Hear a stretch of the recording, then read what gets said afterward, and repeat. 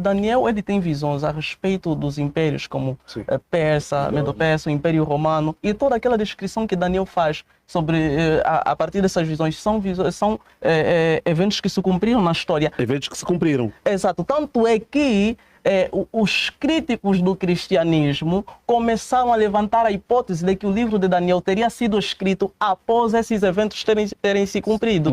É o mesmo que acontece... Para descredibilizar. Exato. Mas essa história não é bem assim. Em primeiro lugar, esses críticos não são pessoas que odeiam a Bíblia e que acordam já querendo desacreditá-la. Estamos a falar de historiadores, arqueólogos, linguistas e especialistas em Bíblia que estudam esses textos usando os mesmos métodos aplicados a qualquer outro texto da antiguidade. E por que a maioria desses estudiosos conclui que o livro de Daniel foi escrito no segundo século antes de Cristo, depois dos eventos que narra, e não no sexto século antes de Cristo, conforme a tradição religiosa diz? Porque, em primeiro lugar, o livro apresenta erros históricos sobre a época em que supostamente foi escrito. Logo no primeiro capítulo, Daniel afirma que Nabucodonosor cercou Jerusalém no terceiro ano do rei Joaquim. O problema é que registros oficiais da Babilônia mostram que nessa data, Nabucodonosor ainda não era rei e o cerco de Jerusalém só aconteceu anos mais tarde. Outro problema é Dario o Medo. No capítulo 5, Daniel afirma que, depois da queda da Babilônia, um rei de 62 anos chamado Dario o Medo, ou rei da Média, governou o império. Só que esse rei não aparece em nenhum documento histórico conhecido. Na verdade, quem conquistou a Babilônia foi Ciro o Grande, rei da Pérsia, e não da Média. Há ainda outra dificuldade. Daniel trata os medos e os persas como dois grandes impérios que governaram o mundo um depois do outro. Mas a história mostra que isso não aconteceu. Quando a Babilônia caiu, os medos já faziam parte do Império Persa. Eles nunca governaram o mundo separadamente. Agora preste atenção à parte mais interessante. No capítulo 11, Daniel descreve com detalhes impressionantes acontecimentos envolvendo os reis da Síria e do Egito depois da morte de Alexandre o Grande. Ele fala de casamentos políticos, guerras, invasões, traições e tudo corresponde nos mínimos detalhes exatamente com o que os historiadores sabem a respeito desse período.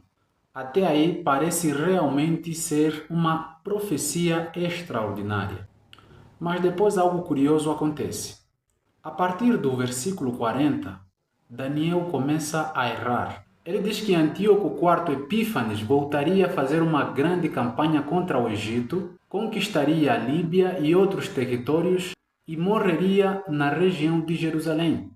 Só que nada disso aconteceu. Antíoco IV simplesmente nunca fez essa campanha final. Ele foi para o Oriente combater revoltas e morreu na região da Pérsia, bem longe de Jerusalém.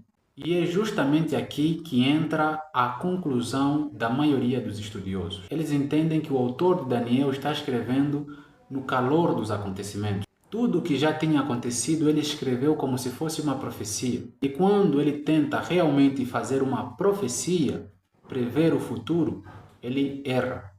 Esse tipo de escrita tem um nome: vaticínio ex evento, que significa a profecia escrita após os eventos. Porque de fato não faz sentido um indivíduo errar fatos públicos históricos da sua própria época para ir acertar nos mínimos detalhes os acordos políticos, casamentos políticos, traições de 4 séculos depois da sua época. Então, a maioria dos estudiosos considera Daniel um livro pseudoepígrafo, ou seja, um livro escrito em nome de outra pessoa, em nome de um personagem famoso do passado. E isso no segundo século antes de Cristo, durante a perseguição sobre Antíoco IV Epífanes. Esse tipo de escrita hoje pode parecer estranha, mas na antiguidade era bastante comum. Outros livros judaicos da mesma época que Daniel fazem exatamente a mesma coisa, como o primeiro livro de Enoque, que prevê o dilúvio, a Arca de Noé. Tem também o Testamento dos 12 Patriarcas, os Oráculos Sibilinos,